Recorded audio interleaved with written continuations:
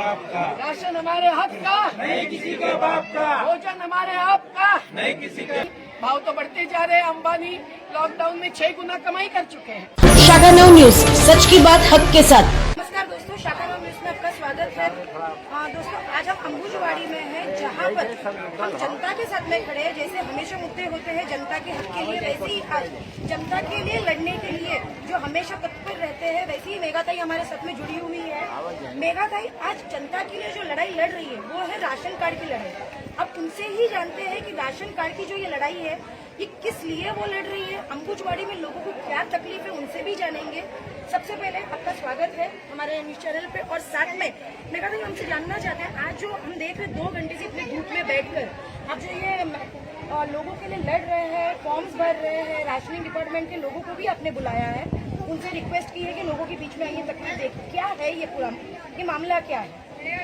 यहाँ अंबुजवाड़ी बस्ती जब पूरी टूटी थी तब बम्बई के 75,000 घर तोड़े गए थे और फिर एक एक बस्ती का हक हमने लिया। सोनिया गांधी जी और मार्गारेट अल्वा और सबको मंजूर करना पड़ा और लोगों ने अपने घर बनाए, उसमें हजारों जुड़ गए। लेकिन आज बम्बई की ही नहीं, पूरे देश की एक एक गरीब बस्ती अगर देखें, बम्बई की तो करीबन 55 से 60% लोग गरीब बस्तियों में रहते हैं। राशन का जो अधिकार है वो भोजन का अधिकार है और ये जीने के अधिकार का हिस्सा है जो संविधान ने अनुच्छेद 21 में दिया है। अब वो राशन का अधिकार अगर गरीब बस्तियों में रहने वाले हाथ पर जिनका पेट है उनको नहीं मिलता है तो किसको दिया जाएगा? कहीं। लेकिन हमारे देश में राशन का अधिकार 2013 में जो खास कानून बनाया जब पिछली सरकार थी केंद्र में, तब वो भी हमारे बड़े संघर्ष के साथ right to food security act करके दिया और सुप्रीम कोर्ट ने 2001 से 2005 तक PUCL नाम के मानव अधिकारवादी संगठन से ये याचिका दाखिल करने के बाद कहा कि कोई देश में भूखा नहीं रहना चाहिए। अब वो राशन का अधिकार 5 किलो का मतलब 8 दिन का, तो क्या महीने में 8 ही दिन राशन खाए? हम तो मांगते हैं कि सभी को राशन का अधिकार दे दो। जो धनिक है वो लाइन में नहीं खड़े रहेंगे और सभी को 15 किलो कम से कम दे दो, तेल दे दो, दाल दे दो, ये बहुत जरूरी है। ग्रामीण क्षेत्र में ज्वार, बाजरी, मकाई दे दो, आदिवासी क्षेत्र में हमारे मोर, बंटी, भादी दे दो, कोई दिक्कत नहीं है, लेकिन अनाज पर्याप्त होना चाहिए। आज अंबुजवाड़ी का एक उदाहरण आप ले लेंगे तो बहुत सारे लोगों के पास राशन कार्ड ही नहीं बना है। अगर उनका और किसी राज्य में होगा तो 1 नेशन 1 राशन ये कहते हुए भी अभी तक वो सिस्टम व्यवस्थित रूप से चालू नहीं हुई है और किसी का कहीं भी राशन कार्ड नहीं है तो भी राशन कार्ड नया बनवाना अभी बंद सा पड़ा हुआ है। ये बिल्कुल गलत बात है।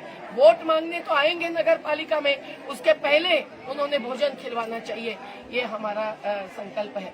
दूसरा कि ये जो राशन कार्ड देना है वो आय के आधार पर देना है, तो अगर गरीबी रेखा के नीचे परिवार को मानना है तो उनकी आय साल भर में 59,000 यानी महीने में 5,000 से कम।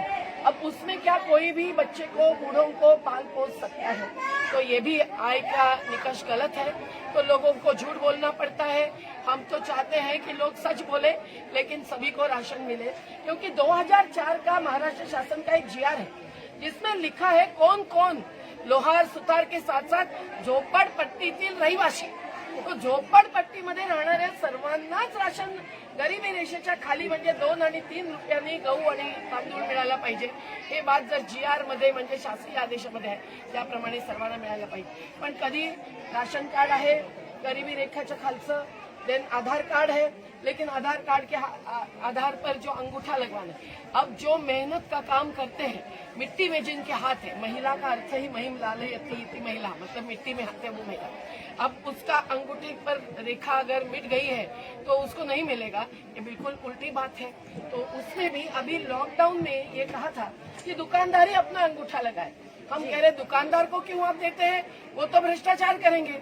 जरूरी है कि बस्ती के 4 लोगों का जिनका अंगूठा लग रहा है उनका प्रमाण पत्र ले लीजिए, 5 लोगों का ले लीजिए और उसके आधार पर मंजूर कर दीजिए कि हाँ भाई इसका अंगूठा लग नहीं रहा है लेकिन ये व्यक्ति वही है, आधार कार्ड वही है, फोटो से भी आप पहचान कर सकते हैं। दूसरी बात होती है कि अभी पहला ही उदाहरण मिल गया कि ऑनलाइन में दिखाया है कि दुकानदार ने राशन लिया है उस व्यक्ति के नाम से, 18 किलो लिया है और लोगों को तो उस व्यक्ति को तो मिला नहीं है। तो ये भी बहुत बड़ी बात है।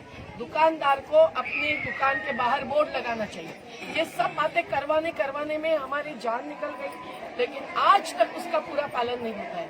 अगर कितना अनाज मिलना है और कितने रुपए में मिलना है ये मालूम नहीं होगा तो उसमें भी भ्रष्टाचार होता है। तीसरी बात है कि सभी परिवारजनों के नाम नहीं डाले जाते। अब कोई भी आधार कार्ड हो या राशन कार्ड हो, अपडेट करने जाए उसमें बहू का नाम जुड़ना होगा, नया बच्चा जन्मा होगा तो उसमें 50 रुपए 100 रुपए भ्रष्टाचार होता है। आजकल ई श्रम कार्ड में अभी नंदुरबार में मैं जांच करके आई हूँ कि ई श्रम कार्ड मुफ्त होना चाहिए, 50 रुपया ले रहे हैं। हाँ, आप अगर कड़क कार्ड देते हैं पीवीसी का तो भी 25 रुपया में हम बनवाने देने वाले हैं हजारों को। पर अगर आप साधा पेपर का प्रिंट निकालते हैं और लैमिनेशन करते हैं इतने छोटे से कार्ड का तो 5 रुपया से ज्यादा लेना नहीं चाहिए, 50 रुपया ले रहे हैं। दिन में 30 कार्ड बनाते हैं तो 1500 रुपया लेते हैं। ये सब जो भ्रष्टाचार का मामला है वो अत्याचार भी करवाता है। तो आज अंबुजवाड़ी से हम शुरुआत कर नहीं रहे, सिद्धार्थ नगर में हमने कर दिया है कि सभी का लेकर। और अच्छा है कि असिस्टेंट रेशनिंग ऑफिसर पवार आज उपस्थित है, उनके सहायक उपस्थित है, उनका मार्गदर्शन ले रहे हैं। विशाल जाधव जो राशनिंग पर ही कल्याण क्षेत्र में काम करता है वो है, गुड्डी बहन तिवारी है, हमारी पूनम कनौज है। और अंबुजवाड़ी के ये सब लोग, रहमत भाई, लाला भाई, दयाशंकर भाई, यूनुस भाई, ये सब साथ में है, निर्मला बहन झोपड़पट्टी के रहने। जी, आपने एक सवाल ऐसे भी किया था कि हासिल केरोसिन जो है इनको मिलना चाहिए क्योंकि स्लम में हर किसी के पास गैस नहीं है। और आज के टाइम पे जो रेट से बट लेंगे वो हमको पता है कि 900 रुपीज है और जब परिवार बढ़े हैं तो वहाँ पर तो एक महीने में तो एक ही लगता होगा, वो नहीं अफोर्ड। देश का गैस, पेट्रोल, डीजल तो अंबानी का है तो वो क्या सस्ते में दे देंगे? नहीं, भाव तो बढ़ते जा रहे हैं। अंबानी लॉकडाउन में 6 गुना कमाई कर चुके हैं। तो आज जिनके पास गैस नहीं है, जिन्होंने पहले सोचा था मुफ्त में गैस दे रहे हैं, अभी 900 रुपया नहीं दे सकते हैं तो उनको तो केरोसिन की जरूरत है। बहुत वाद हो चुका है महाराष्ट्र में कि ग्रामीण और शहरी लोगों को एक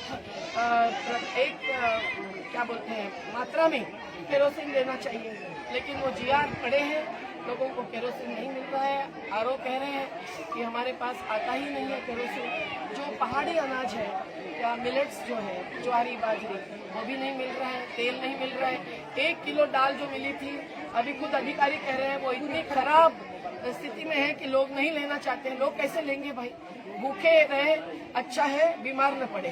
तो इसलिए ये सभी बातों पर जांच जब होती है, इस प्रकार की जन सुनवाई जब होती है तब उजागर होता है। ये हमने कुछ साल पहले की थी, उसमें कुछ दुकानदारों को सस्पेंड किया था, उनका लाइसेंस निकाल दिया था और कुछ दुकानदार सही रास्ते पर चलकर गरीबों की सेवा कर रहे थे। यही हमारी अपेक्षा है। आपके माध्यम से ये बात उठाने के लिए बहुत बहुत धन्यवाद हमारे कार्यकर्ताओं से और कुछ गरीबों से भी। जी, राशन हमारे हक का, नहीं किसी के बाप का, राशन हमारे हक का, नहीं किसी के बाप का, भोजन हमारे आप का, नहीं किसी के बाप का।